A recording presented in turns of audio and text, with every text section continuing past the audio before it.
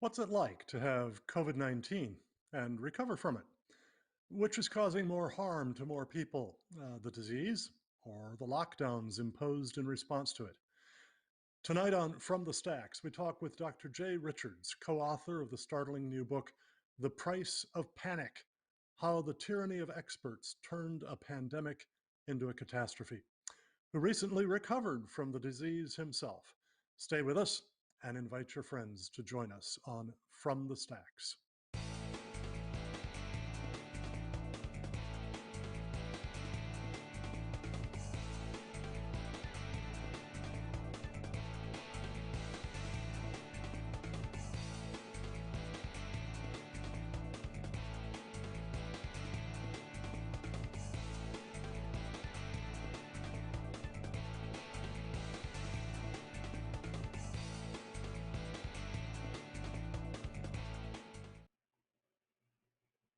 Thanks for joining us tonight. I'm Megan Kennard, Director of Operations and Communications for the Cornwall Alliance for the Stewardship of Creation.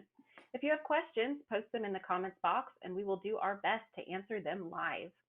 The Cornwall Alliance has an exciting Christmas gift for you. We're giving away Climate Hustle 2, Rise of the Climate Monarchy during the month of December when you give a donation of literally any amount and ask for it. It's a hard-hitting, humor-smattered, fact-filled expose of the hypocrisy, bullying, fact-twisting habits of the global climate alarmist movement. From top government and United Nations officials to elementary school kids roped into the action by people with no conscience. All you have to do is go to cornwallalliance.org, click on the donate button, complete your donation, and in the comments field request Climate Hustle 2 or mention promo code 20-12.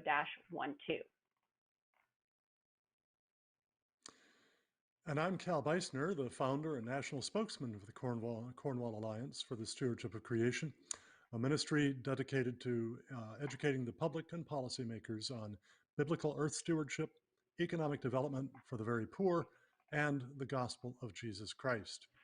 Tonight's guest, Dr. Jay Richards, can speak to the coronavirus pandemic and the lockdowns by which governments have responded to it with considerable authenticity. First, although he's a philosopher and theologian, Jay's also a scholar on economics and the author of the book Money, Greed, and God. So he can address the economic costs and benefits of both the disease, having studied them in depth, and the lockdowns. Second, he worked together with two other scholars, a professional statistician, Dr. William Briggs, and a molecular biologist, Dr. Douglas Axe, to write an outstanding book on the subject, The Price of Panic: How the Tyranny of Experts Turned a Pandemic into a Catastrophe, the fruit of in-depth research into the medical and scientific aspects of the disease and into the economic and public welfare consequences of the lockdowns. And third, just a short while ago, Jay himself spent 2 weeks sick with COVID-19, giving him firsthand experience of the disease and of how America's medical community is responding to it. Jay is a senior fellow at the Discovery Institute. He serves as an assistant research professor in the School of Business and Economics at the Catholic University of America, and he's the executive editor of The Stream, an online Christian news and opinion periodical that I highly recommend to all of you. Besides that, Jay's an old friend of mine, so I'm doubly glad to have him as our guest. Jay Richards, thank you for joining us.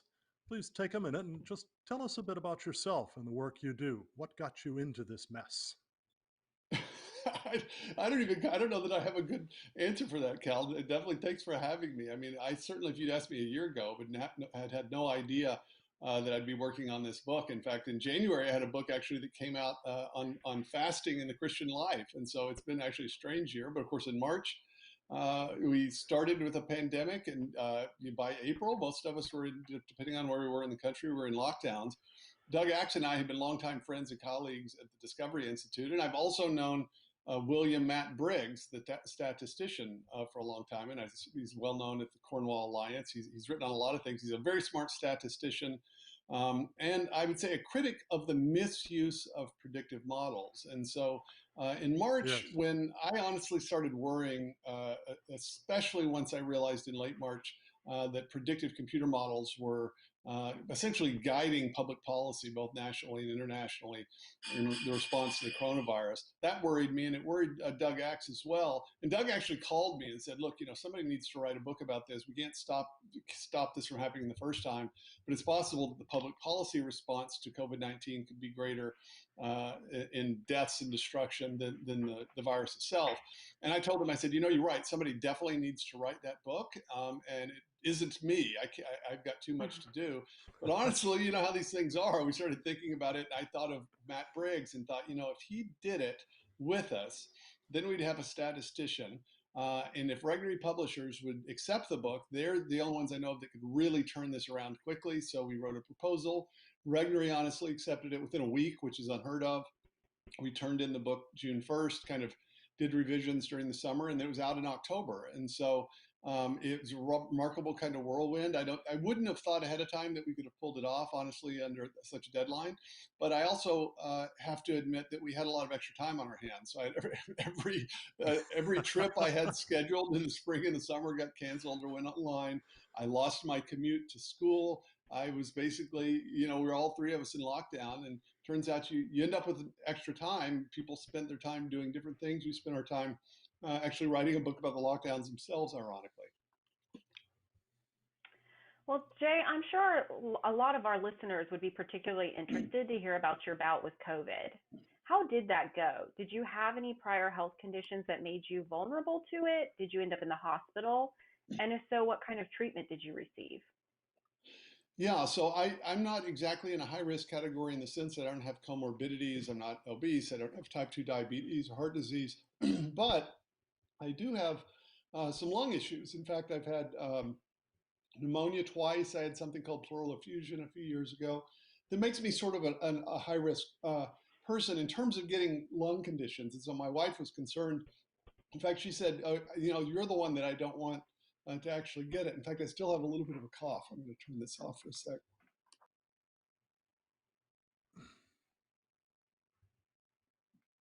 Excuse me, that's not actually from the bug. That's actually from the spicy tea that I'm drinking. But I guess in 2016, I had this thing called pleural effusion that actually put me in the hospital for 2 weeks.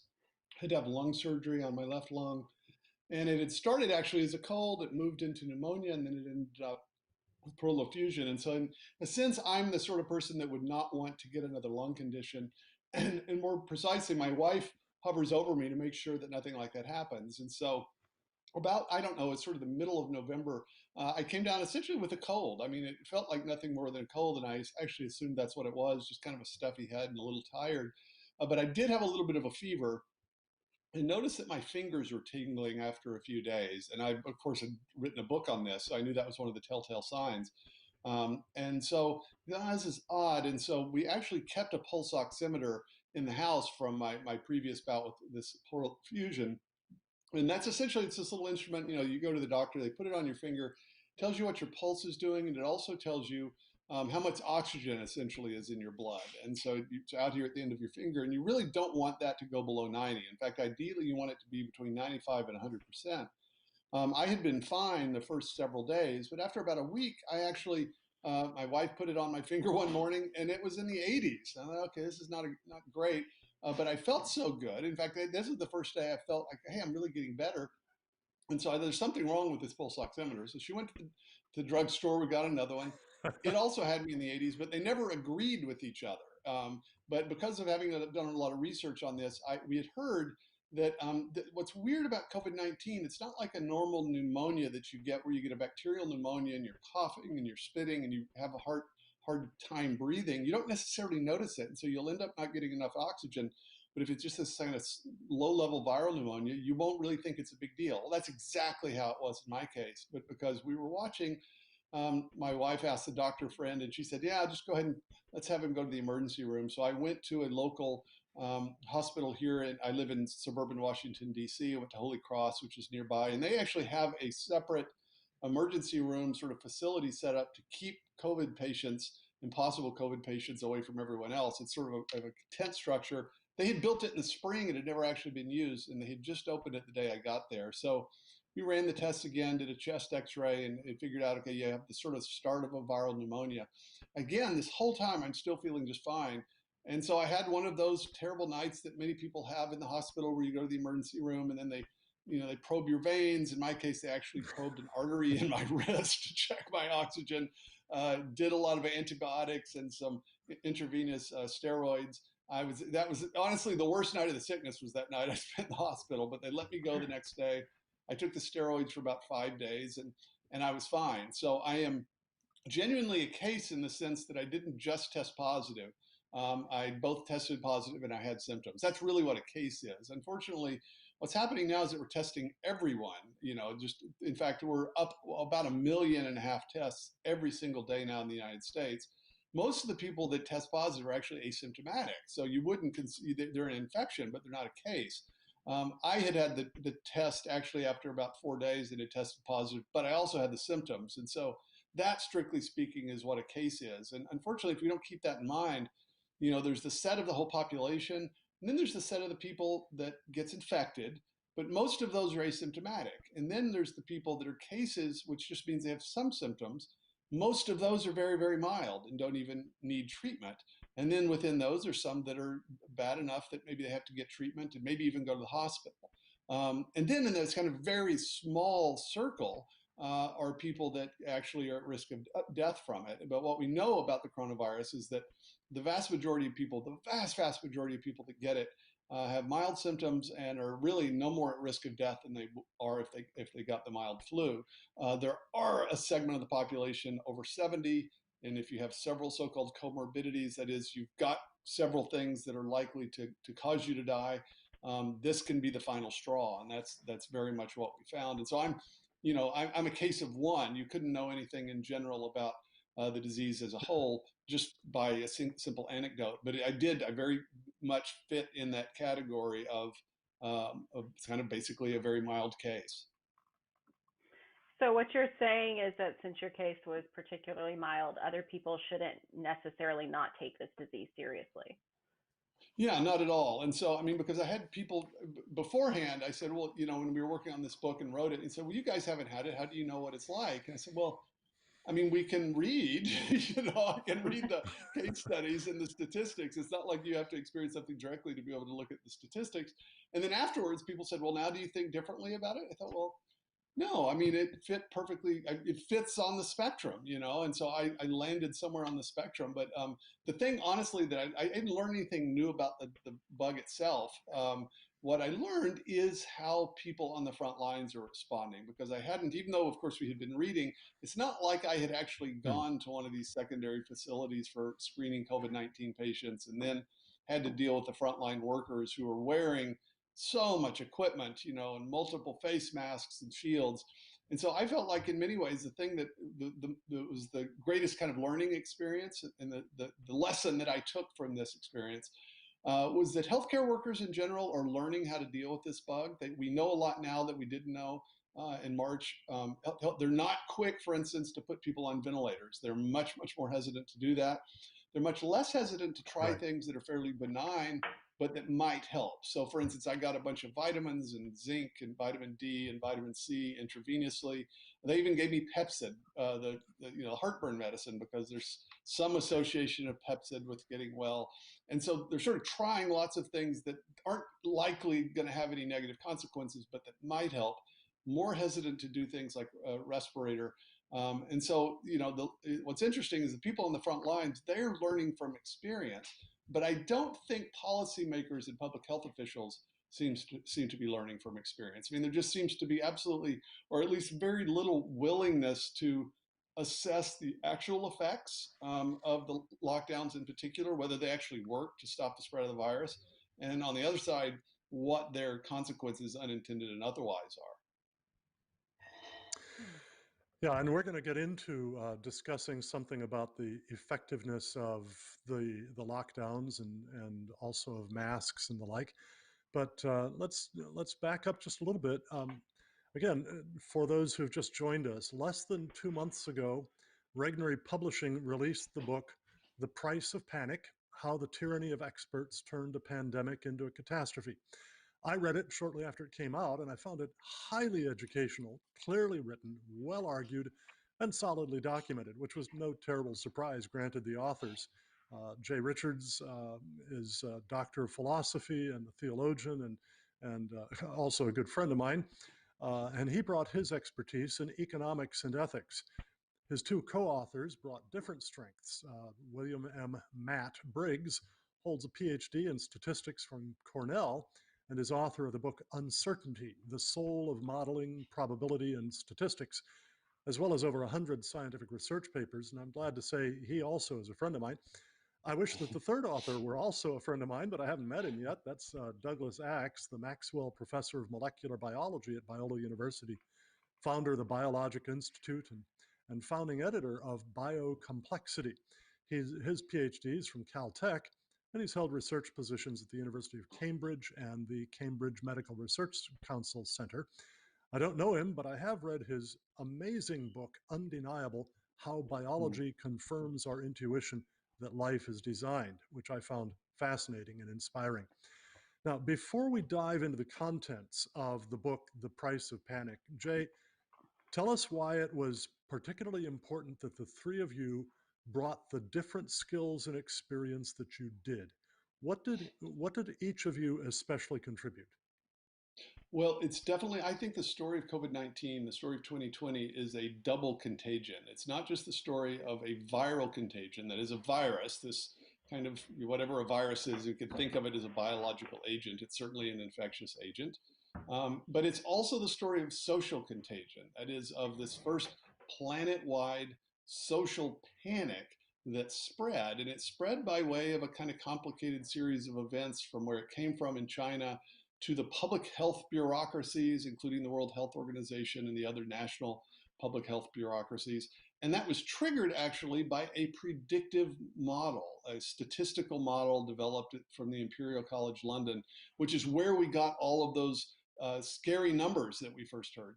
2.2 million Americans were going to die, 40 million people worldwide were going to die. That all came from this predictive model. And so that's statistics.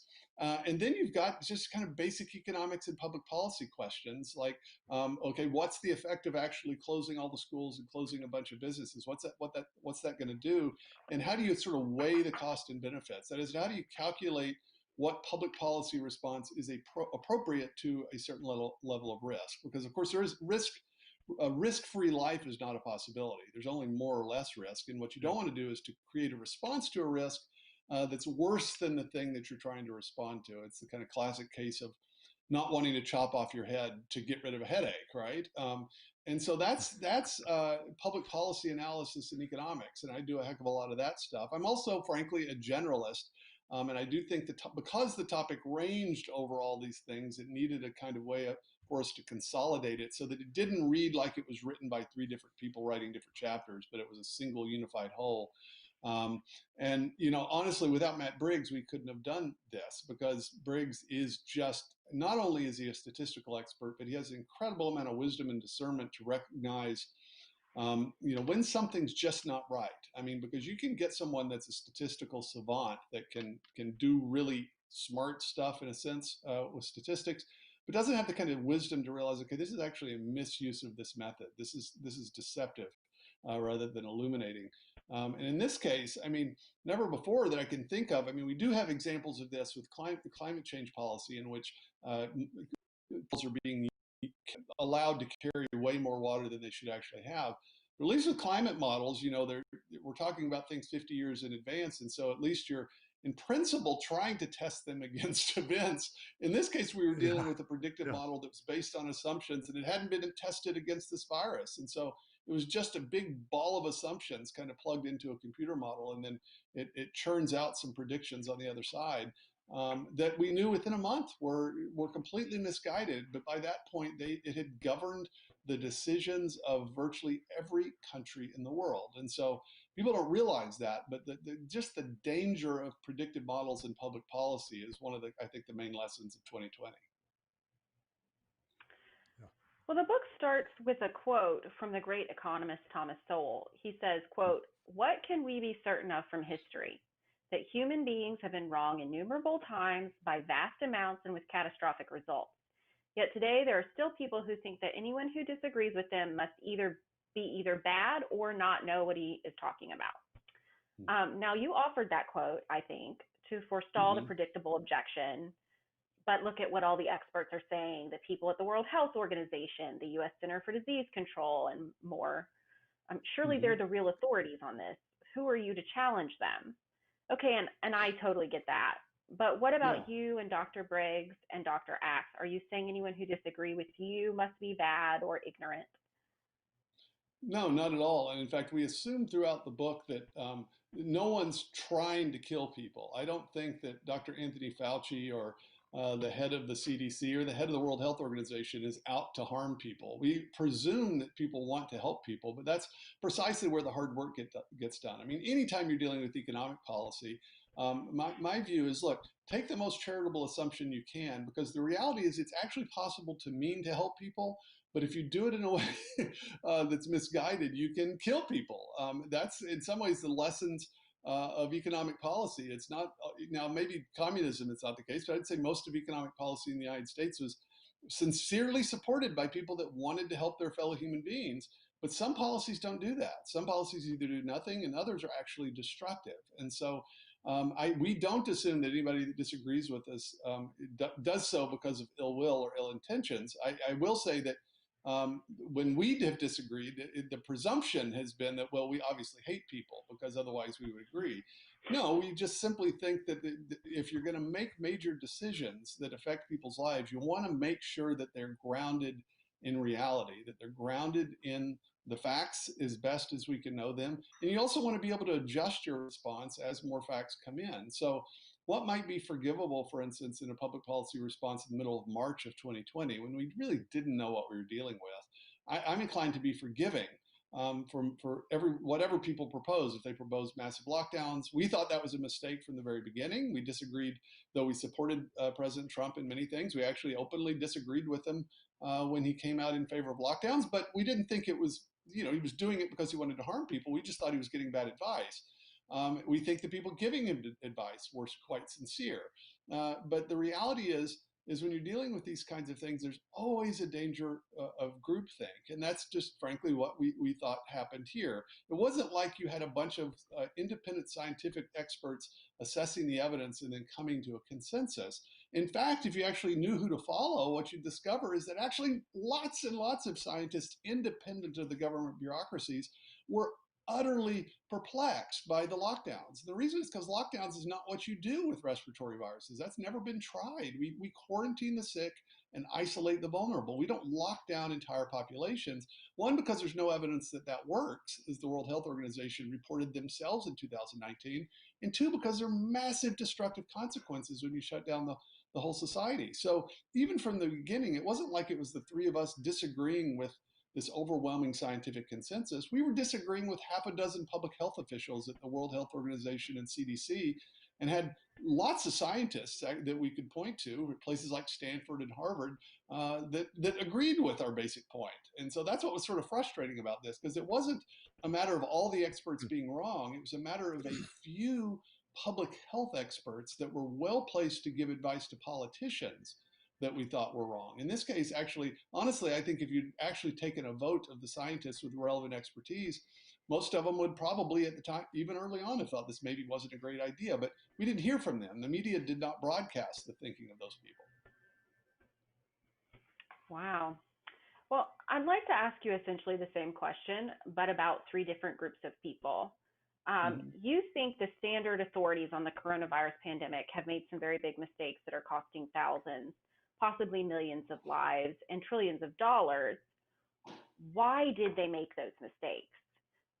What have been the chief obstacles to their understanding the disease and its risks and how best to respond to it? I think it has mostly to do with incentives. I mean, this is something, honestly, that I think we figured out in the process of working on the book. But what we noticed is that public health officials, whether they're in the United States or in the UK, they incline toward catastrophe, and it sort of makes sense. So remember, if you're not an independent scientist, right, who's getting paid to teach classes, and somebody asks you what you think, you can just tell them what you think. But if you're working for the government, you've been working for the government for 35 years, and politicians are asking, okay, what should I do? You're going to be inclined toward extreme caution and toward kind of worst case scenarios. And the reason is, if you think about it, if they ask you, okay, what should we do? And you say, well, let's not worry about it. Maybe 100 people will die, and then 1 million people die, right? Well, that's a disaster, and everybody blames you. On the other hand, if you say, well, I think 1 million people are going to die unless we shut everything down, and then you do that, and a lot fewer die, you either one, people are sort of glad that it wasn't as bad as you predicted, and two, you can always say, well, think how much worse it would have been if we hadn't responded. So maybe it was the response that kept us from having so many deaths. And so there's always that kind of incentive. And so this is why I think actually politicians listening to public health officials in some ways need to know that. It needs to be a lesson that they're taught. Okay, you're going to have to discount their advice because of the incentive structure that they're under. But that's not what often happens. And so we give examples of this in the book with Neil Ferguson, who was at the Imperial College London. So he was a part of this, the head of this 30-person team that developed this model I've already referred to.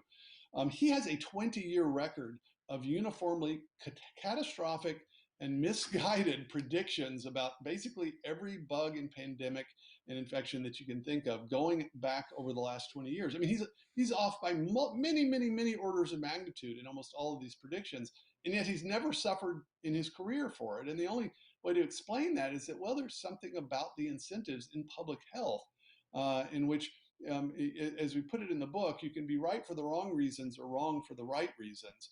And as long as you're wrong, but you're wrong in the right direction, essentially, you're going to be fine. And that's what public health officials, they're very often wrong, but you know, their mistakes actually work in a political environment. And so I think that's really the problem. The problem is not expertise. The problem is a kind of well-ensconced official expertise, which stands in as if it is a kind of a distillation of the scientific wisdom on a particular issue, and in fact, it's not. Being a head of the CDC or the main advisor for a pandemic to the president, that's not like you've won the gold medal of scientific expertise. That's not how it works. It just means you've been working for one of these government agencies for many decades. So I have the same question for you about the news media. You think they've generally delivered a badly mistaken understanding of the disease and the risks associated with the lockdowns imposed to fight it. What do you think are the major reasons for the media's mistakes? I think if I was going to blame only one entity for the majority of the disaster and the destruction, I blame the media. Just hands down, I blame the media. I think that they have been not just mistaken, but just genuinely negligent, and in some cases almost malevolent. There was a poll in July from the COVID tracking poll, the COVID tracking center, and they asked Americans what percentage of the population they thought had died so far of COVID-19. So this is in July. And the average guess was 9%. So the average person thought 9% of their fellow Americans had died of the coronavirus just in March, April, May, and June, effectively. All right, well, the real number is 0.06%. So the average American thinks that COVID-19 is 150 times more deadly than it actually is. Now, where did they get that impression? Are they reading PubMed? Are they looking at the CDC website? No, of course not. They're getting that from their Twitter news feed. They're getting it from their Facebook news feeds and the favored articles. They're getting it from the chyron at the bottom of the screen on CNN. They're getting almost all of their information from the media, and the media had a basic responsibility to help Americans understand the realities of this. And so it would require them to actually know what they're talking about. But over and over again, even now, even in December, it's like their only job is to, in the United States at least, is to terrify Americans, and whenever they could, actually tear down the president. So they took whatever side the president was on. So if he was restricting travel from China in January, he was being a xenophobe and overreacting. And then in March, when he was warning that we shouldn't make a cure worse than the disease, we were told that he wasn't taking it seriously. I mean, that was really, really bizarre. And so even if the president weighed in favor of some particular medication, the media just automatically and reflexively chose the opposite side. There was almost no interest in just actually telling the truth. I mean, I hate to say it, but my estimation of the media has took a nosedive in working in this book, because this is where the panic came from. No one would ever have known about that model. No one would have ever known about the World Health Organization's opinion or even have heard the name Dr. Anthony Fauci, but for the media, who constantly broadcasted panic porn. And then social media, which is a kind of overlay on top of media that is in some ways actually more powerful. Mm-hmm. This is the first pandemic we've had in which we have kind of a true universal penetration of social media. We had it, of course, in the swine flu in 2009, but the iPhone only was invented in 2007. So social media was nothing like it is in 2020. So we honestly think it's like we actually require these technological layers to be in place. And so it's sort of the conditions for a simultaneous global pandemic. It just happened to be in place, and so this is the first one that happened, and where I think we're seeing its effects between a media that's incentivized to terrify people and a social media that magnifies that effect dramatically. I think we saw the consequence. I think that's really the major part of the story is that what would have otherwise been some perplexing public policy decisions, perhaps, because in a normal situation, President Trump would have had Dr. Fauci and Dr. Birx and the head of the CDC and a few other people and 25 other advisors. He'd listen to them and then he would have weighed their advice and made a prudential judgment that tries to balance these sometimes competing advice. What we actually had is one public health official, Dr. Anthony Fauci, ends up on the cover of Esquire magazine. He's lionized by the media as if he's this sort of spokesman for infallible science or something like that. So that his constantly changing opinions just became the received wisdom, so that the president and other public officials, if they disagreed with it, it's like they were suddenly disagreeing with science. That is a very dangerous thing, but that is entirely an artifact created by the media. The media could have said, well, Dr. Anthony Fauci says this, but Dr. Jay Bhattacharya at Stanford Medical School says this. That's not what they did. They actually basically alienated and ignored the scientific dissenters, no matter how well placed, and then elevated these scientific officials that just happen to be working for the federal government. It's something that I honestly think, I mean, insofar as anyone is genuinely blameworthy in all of this, I would blame the media. And I think, and some of that, I mean, that not just in the sense that they did the wrong thing, I think that they did the wrong thing for the wrong reasons. I think, honestly, just simply to terrify us. Well, now I also have the same question about the general public. Your book makes it clear that you think many people, maybe most, are far more fearful of the disease than they should be and have been responding to it in ways that don't really make much sense either for themselves or for those around them. So, what do you think are the major reasons for the general public's fear? Well, if you think that a bug that would kill 9% of the population in 4 months, right? That would be truly catastrophic. I mean, that would be Mm-hmm. world historic. That would be much, much worse, for instance, than the Spanish flu in 1917. I mean, we would be dealing with something like the plague, because remember, the plague killed maybe a fourth or a third of Right. the population of Europe, but that was over a longer period of time. It wasn't in 3 months. And so, if you actually believe it's like that, it's actually rational that you would be terrified. The problem is that I think we have to be more discerning. And so I myself am just generally much more skeptical of the received wisdom of the media. And so I force myself to dig a little deeper. In this case, all you actually had to do was spend a little bit of time at the CDC website, right? It's a government agency, so nobody's going to say this is some skeptic website. Now, CDC it's always about 6 weeks behind because they're slow. They're slower to sort of figure out the numbers. But once they look at them, you can actually compare what the CDC was saying, what the media was saying, and very quickly realize there's a massive disparity between these two. And so in some ways, if the average person, look, you don't have to be a statistical genius. You just have to be willing to say, okay, look, maybe the media is incentivized to terrify me. Why don't I look into this in a little more detail? And then it's actually possible to do. But I think most of us just don't do that. There's a kind of irrational ignorance where we're too busy. And so we allow ourselves to be terrified by the media. I honestly think that's one of the lessons that all of us will learn is that we have to become much, much more discerning as consumers of media. Because look, if you think 9% of the population was killed in 4 months, then being really afraid makes perfect sense. But the reality is that by May or June, we knew what was happening with this. We knew who was at risk. We knew who was not at risk.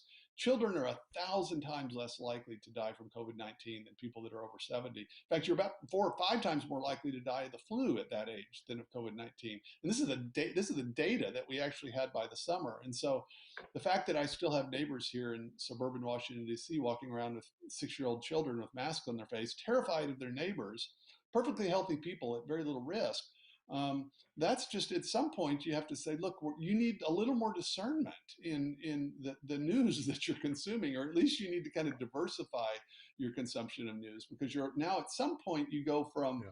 a perfectly innocent, you've just been kind of indoctrinated to self-indoctrination at some point in which, you become culpable for not exercising a little bit more discernment. And so that's why I say I'm really forgiving in March and April when people didn't really know what was going on.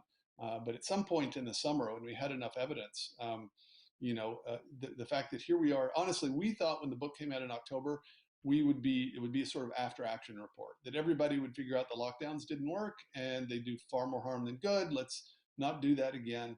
And yet we're still having exactly the same debates in December that we were having in March, unfortunately. So at the moment, in any case, Yeah. most of our public leaders have not learned any lessons. And at least I would say maybe half the population hasn't learned it yet. Yeah.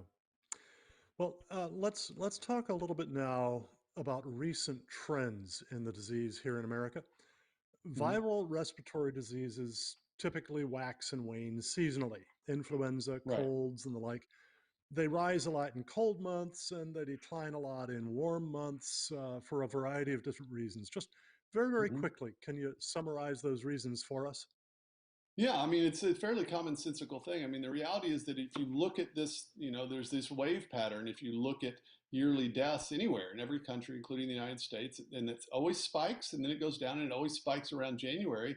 And that's the cold and flu season. And it's basically cold, flu, and pneumonia, which is what happens. Cold and flu, Mhm. they complicate, they turn into pneumonia. And then the people that generally die are people that are near the end of their lives, and it's kind of the last straw. And so, if you think you've got congestive heart failure and type 2 diabetes and several immune disorders, and then you catch pneumonia, right? Sort of that's the thing that does you in. And so that's why you always have that spike in which essentially excess deaths every year, all the extra deaths from flu and pneumonia. That's what this is very much like. Now, what's different about this is that it came online at a different time. So, like right now, we're in cold and flu season. We're also in COVID season because now it's in the population. But what happened in this case is that it originally got into the population probably sometime in December, maybe early January before it was spreading. And so if you look at 2020, what you had is the cold and flu season that started waning. And then you got this COVID season that landed in the north, which is kind of what you'd expect, but there was a sort of a lag. Even though what we expect to have happen is that it will become seasonal and it will just overlap with flu and colds. But because of when it just actually worked its way the first year into the population, there was essentially a delay, happened in the northern latitudes early on. And this is just basically because that's when people are inside. And so we make each other sick. And then you get into the spring and the summer in New York, people are outside, and we just tend not to spread it around. Now, it hit Florida and some places like that in the summer, but if you think about it, it's for basically the same reason. In Florida, in March you're outside, but in July and August you're sort of inside in the air conditioning. And since it was the first Right. time for the population, you got this wave in hot places in the South because it was the first time running through the population, but it was for the exact same reason. People are inside in dry air. And now what we're getting is, again, it's a kind of a return of it at the normal time. And we think it will more or less coincide with the regular cold and flu season from now on, just like every other respiratory virus. And Okay. people get inside together and either heated air or air conditioned air. It sets up the Yeah. conditions for being able to spread this virus around. Okay. All right. Now, as of yesterday, according to the New York Times, there had been a total of about 283,000 COVID deaths in the United States. That's a little bit higher than the CDC's number, but you've already Mm-hmm. explained why the CDC is usually a bit behind on those things. Now, that sounds awful. And Mm-hmm. figures like that have contributed to panic among the public and governing officials alike. Right. Obviously, we don't want to downplay any deaths. No. And later, I want us to talk about how to distinguish deaths with COVID from deaths from Mm-hmm. COVID. But Right. first, I think it'll be helpful for our listeners to get a sense of proportion. Each Yes. year, about 620,500 Americans die from heart disease, Mm-hmm. 584,000 from cancer, 255,500 from medical mistakes, medical mistakes, and, Right. I and know about that's a 2.2 depressingly high million. number. It is really, and about 2.2 million from all causes combined. Maybe we should shut down the whole economy to keep people from going to hospitals and Yeah, being honestly, I mean, when you look at the exposed to medical iatrogenic deaths, mistakes. I But know. Yeah. about 2.2 million from all causes combined. So, in the last 9 months, deaths attributed to COVID amount to a little over 1/8 of average Mhm. deaths from all causes over the same period. How Right. how should facts like that influence our thinking about COVID? Well, it's absolutely essential that you know the baseline because, I mean, what happens is that if we compare, I mean, a single death, right, is of course a tragedy. But when you're thinking about it from the death from a public health perspective, what you want to say is, okay, well, there were a certain number of automobile fatalities this year. Well, you know that driving a car is a risk. And so if 300 and something million people are driving around, some people are going to die in a car wreck. So what you'd want to know is, okay, how does that compare to previous years? And from the very beginning with COVID-19, the public health officials and media did not treat it this way. They didn't say, okay, well, how does this compare to other diseases and other, uh, uh, you know, forms of death as you described? How many people, most people don't know how many Americans do die every year. Most people don't really have any idea what that number is. That's absolutely essential, especially here, because the vast majority of those deaths, now, as you said, that number is basically every possible death that could in any way be attributed to COVID-19. On average, those people have 2.5 to 3 comorbidities. So in other words, things that likely could have killed them anyway in the next 6 to 9 months. That's absolutely crucial. The second thing, and that's why if you look at the average age of death from COVID-19, it's very close to the average age of death, period. That is, the average life expectancy of the average American is remarkably close within a year in most cases from when people actually die from this. And so what that tells us is that it is generally a contributing cause of death for people that are already near the end of their lives. And if they hadn't had this, might very well have died of the flu because it was basically the other thing filling that niche. And what's weird right now is that flu cases basically disappeared. In fact, the CDC has actually quit tracking flu cases. We don't know exactly why. What's exactly going on. What we suspect is happening is that COVID-19 is basically filling a lot of the ecological niche, if you will, that would otherwise in previous years have been filled by the flu. And so it's not as if what you have is this average number of deaths, and then every COVID death is laid on top of that as additional deaths, which tends to be how people think of this. The reality is that what it is it's a bunch of kind of overlapping deaths that we'll eventually figure out, which means that a lot of people that are dying with or from COVID-19 might very well have died from something else. Those over and above that is what we want to know. Those would be the so-called excess deaths. And so really what we want to know is what would be the excess deaths, that is above what you would expect if you just sort of ran the average for this year. And then how many of those are the result of COVID-19 and how many of those are the result of our response to it? So excess deaths that are not caused by COVID-19. We're not going to know that until we have the total numbers in January or February. But will be excess deaths, and the question is going to be what's going to be the balance? How many of those are, sort of exclusive to COVID-19, and how many of those are the result of deaths of despair or lockdowns or something related to our response? Okay. Okay. Now, your book says that the tyranny of experts turned a pandemic into a catastrophe. So you apparently don't think COVID is a catastrophe. It's bad, but it's not a catastrophe. Mm-hmm. So what's the difference? And would you name some diseases that really have been catastrophic and compare the death rates of those on a population-wide basis with the death rate of COVID?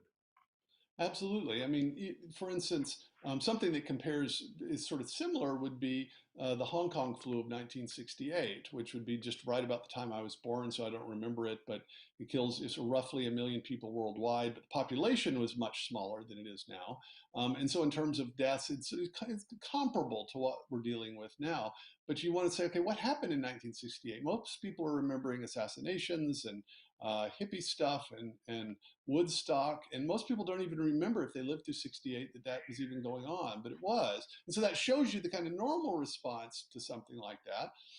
The worst in the 20th century was definitely the Spanish flu, which may have killed in 1917, about 40 million people when the population was much, much, much smaller. Also, it was a kind of much more of an indiscriminate killer. It killed a lot of old, it killed a lot of young.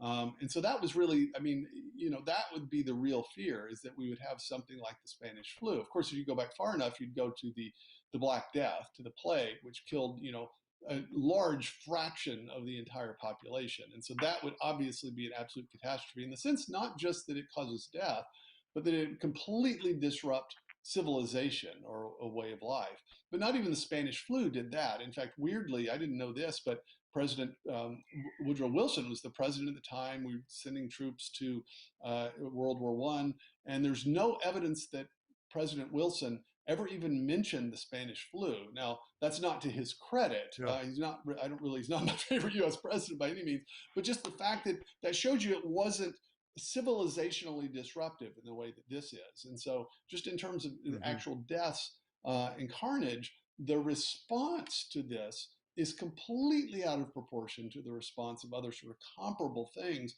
And it's way beyond anything that we did in the Spanish flu. In fact, the country of Sweden, for instance, which generally is viewed as taking a fairly laissez-faire approach to this. They didn't have lockdowns and a lot of the stuff that we did here.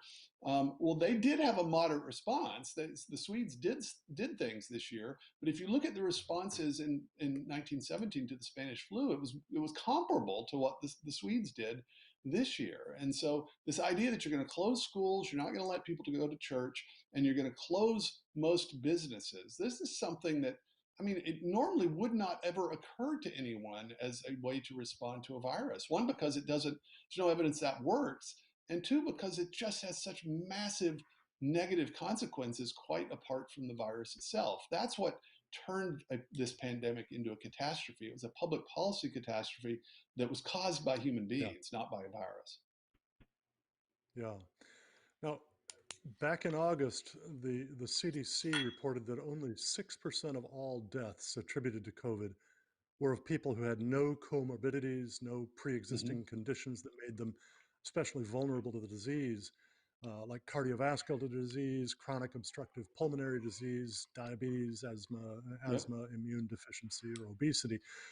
And by the way, if we apply that 6% to the 283,000, what we come up with is really only about 17,000 deaths could be truly said to be just from COVID alone. All right.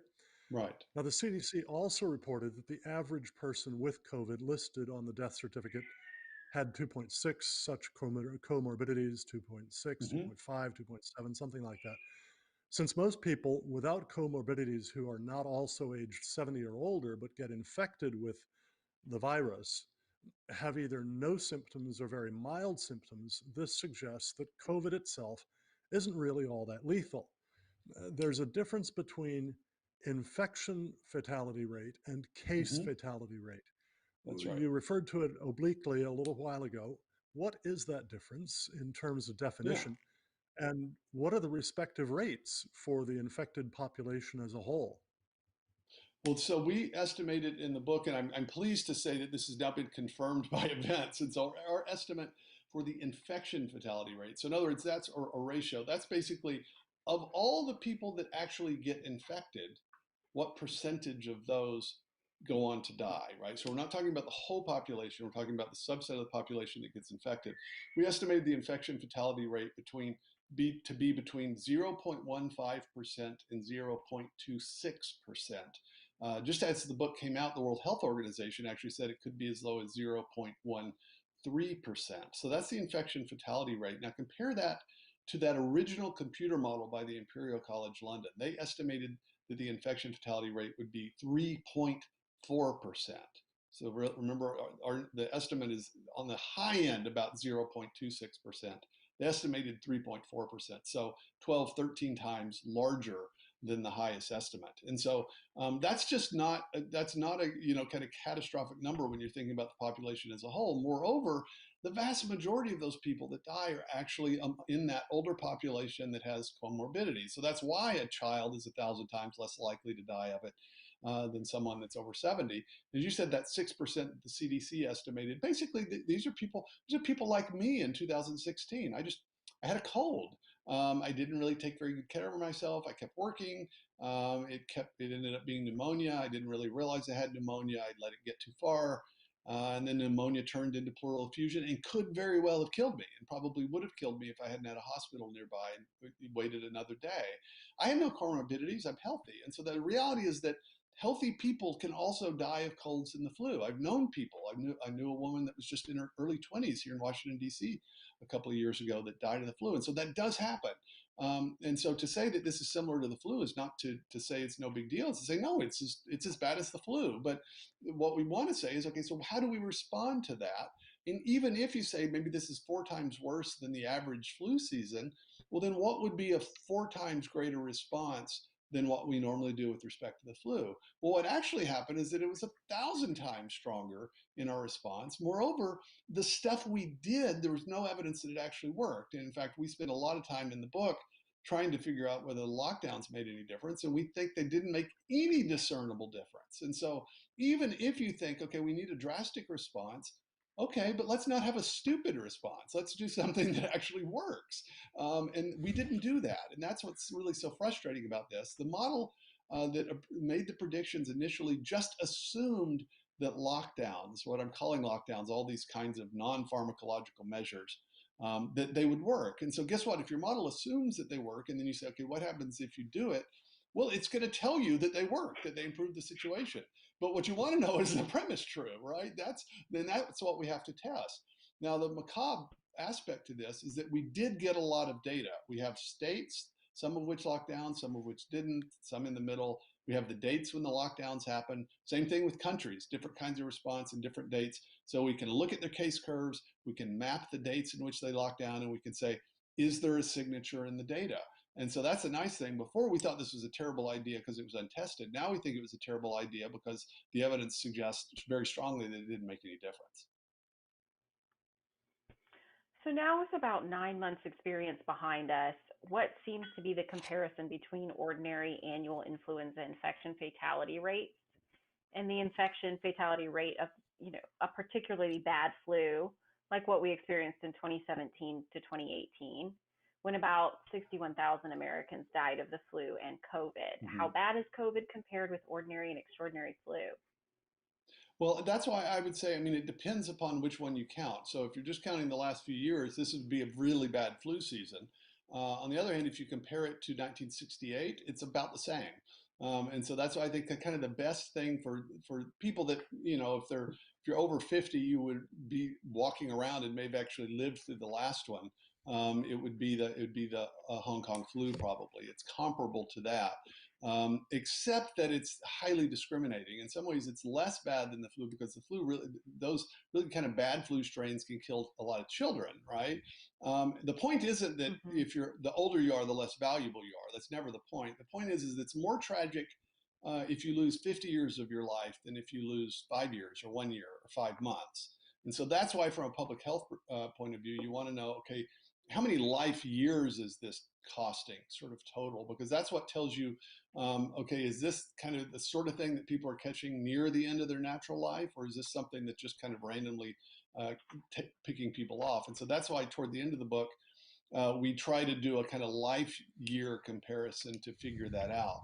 But I would say it's like a bad strain of the flu, except that it is very, very specifically sort of targeted toward older people with comorbidities.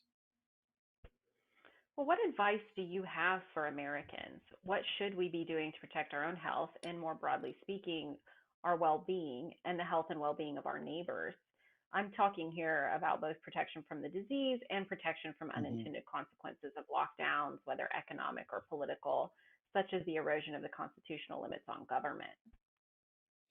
Yeah, I mean, I think that's in some ways the greatest cost. I mean, we go through the price of panic and talk about the cost in numbers at $1 trillion a month to the economy, 75,000 excess deaths of despair, maybe in 2020 in the US, 80,000 missed cancer screenings. Those are all costs, but just the erosion of our basic liberties, our civil liberties, our economic freedom, and our religious freedom in particular. I mean, if somebody had told us in 2019. Now, in 2020, most Americans are going to comply with orders not to go to church, not to go to school, and not to go to work.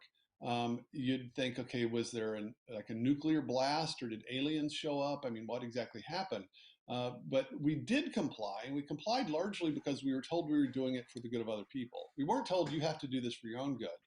We were told, okay, you might be fine, but you could be an asymptomatic carrier. You go to church, you sneeze, and you kill the elderly man in front of you. And so, in some ways, a public health justification is really a more powerful argument for ordinary people to get us to comply. And so, I think that's why we're going to have to sort of ramp up our capacity for discernment, because of course we want to comply with reasonable orders. That's why governors have police power, is that sometimes they need to do this kind of thing in an emergency situation. The problem is when they misuse that power, what happens if when they really need to use it, people are more skeptical? And in this case, I think they have vastly outstayed their welcome. It was one thing in March for them to be calling for lockdowns, but especially now that we've got the data and you can compare states that lock down and those that don't, if anything, the correlation is that states that do harsher lockdowns have more deaths per capita. Now, we're not saying that caused it. The point is that there's just no evidence that the lockdowns actually helped the situation. And so I honestly think the population, we need to be less compliant. I'm not talking about violent uprising or anything like that. I'm talking about the kind of just the show of independence that the people of Los Angeles showed on July 4th when Mayor Garcetti said no fireworks for anyone. And hundreds of thousands of Los Angeles just decided they were going to have fireworks anyway. And now Mayor Garcetti has told Los Angeles that everything needs to be canceled for Christmas. I'm not saying take unnecessary risks. I'm saying we actually know what the risks are now. We know if you're in a high risk category or you know someone that's in a high risk category, it makes sense that you take extra precautions. It does not make sense that 12-year-old children should not be allowed to go to school or go to church because a subset of the population might be at risk of this. That's essentially punishing people for something that really, I think, deserves a targeted response. And so what we really need to be pushing for as a population is what the Great Barrington Declaration doctors now are calling focus protection. Focus on the people that are at very high risk, quarantine the sick, and let other people, everybody else, use their local judgment to figure out, okay, how much risk they're willing to take and to take account of these things. That's what I think needs to happen. The lockdowns, I think, will basically continue until the population decides that we're just not going to do it anymore. Wow. Well, friends, don't forget throughout the month of December, as our way of saying thanks, when you make a donation of literally any size, we'll send you a free copy of the DVD Climate Hustle 2, Rise of the Climate Monarchy, a fast-paced, hard-hitting documentary that exposes the craziness of climate alarmism. All you have to do is go to cornwallalliance.org, click on the donate button, complete your donation, and in the comments field, request Climate Hustle 2 or mention promo code 20-12.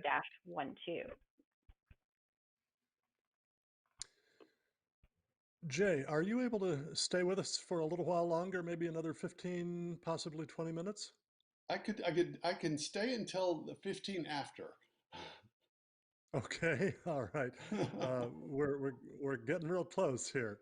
My house is going to get Your book. noisy in about 15 after. That's why I'm telling you that. Okay, well, this is what we get for being locked down at home, right? Yeah, The book, exactly. The Price of Panic, How the Tyranny of Experts Turned a Pandemic into a Catastrophe, covers a whole lot more territory than we can cover in this short discussion. So I really hope that our viewers will buy and read it and share what they learn with others. But there are three more topics I'd like us to address, at least briefly Mm-hmm. in the time remaining. The efficacy of mask wearing, Mm-hmm. whether government imposed lockdowns are doing more good or more harm, which you've touched on a bit already. And Mm-hmm. finally, what you had in mind by the tyranny of experts. So first, Jay, give us a basic rundown on the efficacy of masks to slow Sure. or prevent the spread of the coronavirus. Well, the World Health Organization did a major study in 2019 focusing on influenza and basically is a meta analysis of all the relevant peer-reviewed studies with respect to what we call lockdowns, mask wearing, social distancing with the 6-foot rule and all that stuff, and concluded, this is the World Health Organization, concluded that there's just not any good evidence that these really make any difference. Now it's sort of counterintuitive, and it was when I first heard this, because I thought, well, that's odd, because of course medical professionals wear masks, so they must do something. The problem is that what we're calling masks, we're really talking about several different things. And so that gaiter fabric that you're wearing over your face, that was not designed to prevent certainly aerosol particles from getting through it. It's not really designed for anything. So you're never going to see a medical professional pulling their gaiter up over their face. Now, what you will see is that doctors and surgeons, they wear those medical masks that are loose fitting. And that's actually what most of us are wearing, because they're easy to get. Those are good for protecting the environment from the wearer in case you sneeze or cough. So if you cough and you have sputum and spit, basically, it's good for catching that.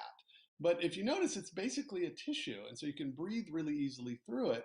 And so it really does nothing to prevent aerosols from going through. So aerosols is the highly fine particles of moisture that when you sneeze, you'll see little bits of spit. That's the stuff you can see. Aerosols are very, very tiny particles, and they're small enough that they can stay suspended in the air for several minutes or even for hours.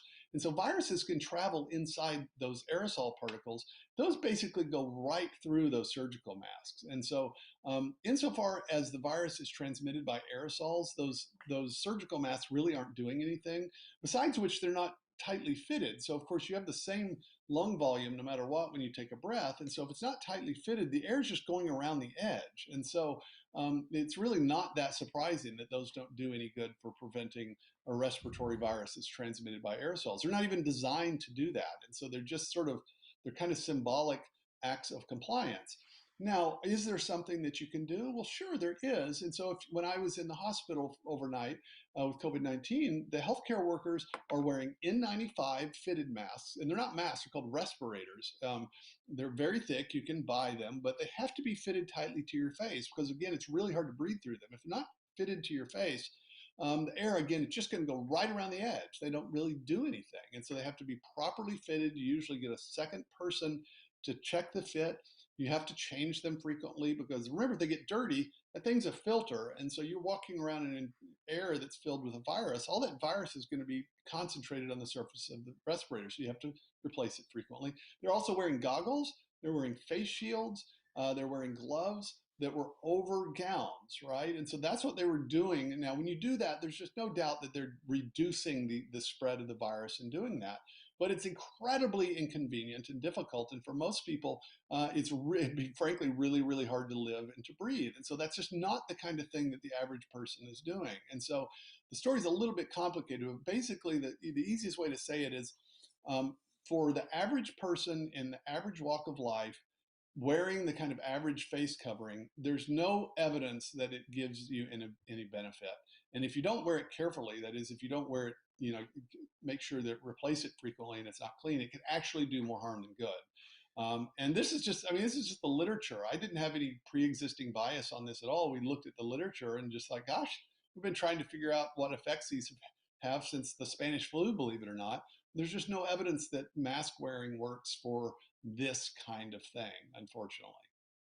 Okay. All right. Now to the lockdowns. Jay, what justification is there for closing schools, churches, restaurants, and other places where people gather to prevent the spread of COVID? Well, the argument, you remember, initially was to slow the spread. So remember, the White House campaign was 15 days to slow the spread or to flatten the curve. And you remember Yeah. the idea is that, of course, epidemiologists said, okay, it's a respiratory virus. Everybody, it's eventually going to work its way through the population. But the danger, because this is new, is that a lot of people will get it at once. They'll be symptomatic and they will overwhelm the healthcare system. So that was the curve. You had this one curve, and it was a spiky curve that went way up above the hospital capacity, effectively, of the country. And so what we want to do is just slow it down a little bit, and we'll flatten the curve, spread out the amount of time over which people get it, and maybe not overwhelm the healthcare system, so that, of course, you're going to get the same number of people getting it, same number of people getting sick and dying. But if we spread it out, at least we won't get excess deaths from basically a triage situation in the hospital. So that sort of made sense at the beginning. We didn't really know a whole lot. Of course, within a couple of weeks, we realized, okay, we had this excess hospital capacity that wasn't getting used. There were some places in New Jersey, New York that certainly had pressures on the healthcare system, but it didn't happen. And the argument immediately transitioned into, well, we need to lock down to basically prevent the spread.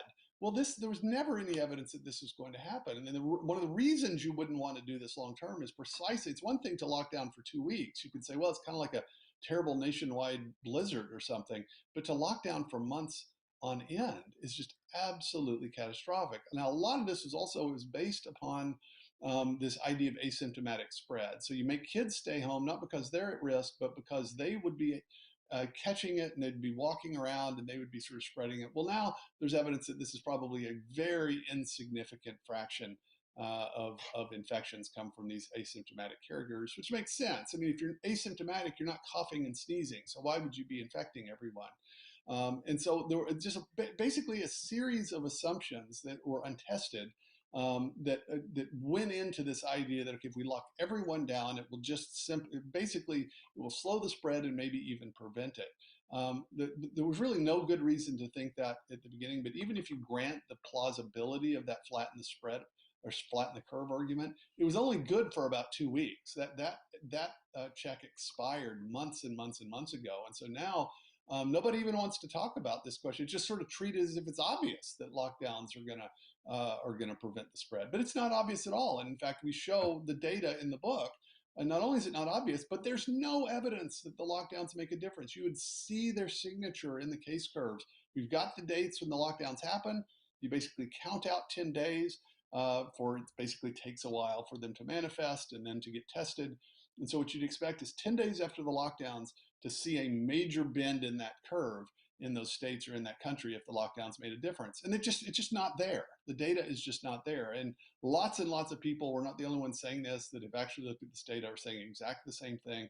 This is just one of these things none of us want to believe. I mean, all of us have suffered, some people have suffered a lot because of lockdowns. So what we want to believe is that suffering is worth something, that yeah, there was pain, but there was also gain. But I think we just need to face the truth that no, this isn't how you deal with respiratory viruses. It's actually all pain and no gain. And it's just idiotic for us to entertain doing this again. We're absolutely convinced of that. And there's nothing that's happened Well, in the last couple of months to contradict it. and what about, the actual harms that come from the lockdowns?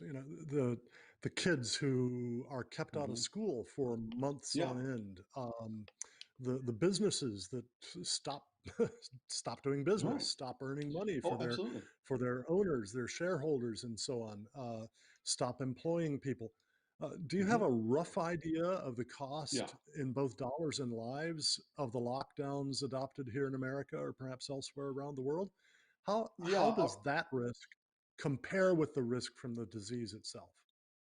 It vastly exceeds it. I mean, the devil's in the details, but it almost certainly in the United States, the cost of our response is going to vastly exceed the cost of the coronavirus. So we try to discount. We try to figure out, okay, how much would the pandemic itself have cost us, in both economically and in terms of well-being by itself, and then of course we have to subtract that from the cost over and above to get the price of the panic. And we estimate the lockdowns cost the economy about $1 trillion a month.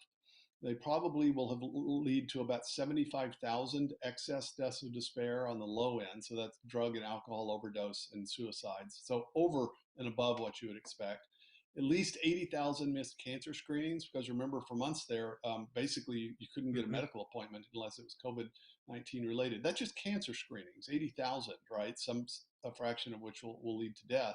And now add coronary heart disease and stroke and every other major cause of death, very quickly you're getting into the hundreds of thousands of people whose lives are lost. And then you add on top of that the loss of religious freedom, just the opportunities to worship God in community, the opportunities for children to go to school. I don't really even know, I don't know how to put a dollar sort of estimate on that, but it is absolutely catastrophic.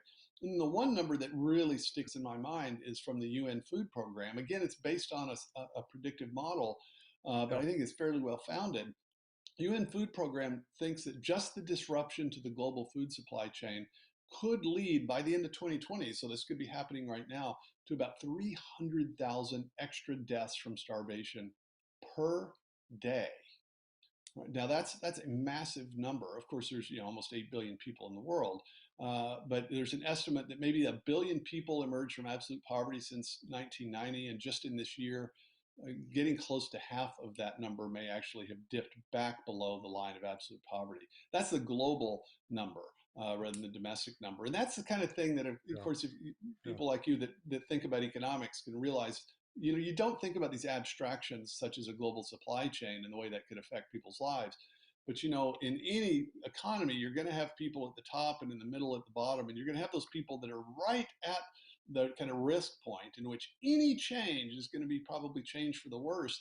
And if you're just barely getting by in subsistence, one little shock and you can put you over the edge. You can end up dying of starvation. That's an absolutely catastrophic thing. It's especially depressing because there have been so many gains in the reduction of absolute poverty over the last several decades, and to just Yeah. have this one event essentially reverse almost half of that. It's truly a depressing number. Yeah. All right. Now, the subtitle of your book is How the Tyranny of Experts Turned a Pandemic into a Catastrophe. What do you mean by the tyranny of experts? Obviously, we need experts. You don't mean to be Yeah, saying there's no use for expertise, right? that's But right. how have we misused expertise in responding to this pandemic? Well, the misuse of expertise is when people who are genuine experts in some specialty are given authority over subjects over which they have absolutely no expertise, but because they're perceived as experts, they're given that authority. So, a good example, and I don't want to, this is not a personal thing, but I'm going to use Dr. Anthony Fauci as an example. His expertise is in immunology. When he was first challenged about the wisdom of lockdowns, what he said, well, I understand that this is going to be an inconvenience for people, but we just have to do it.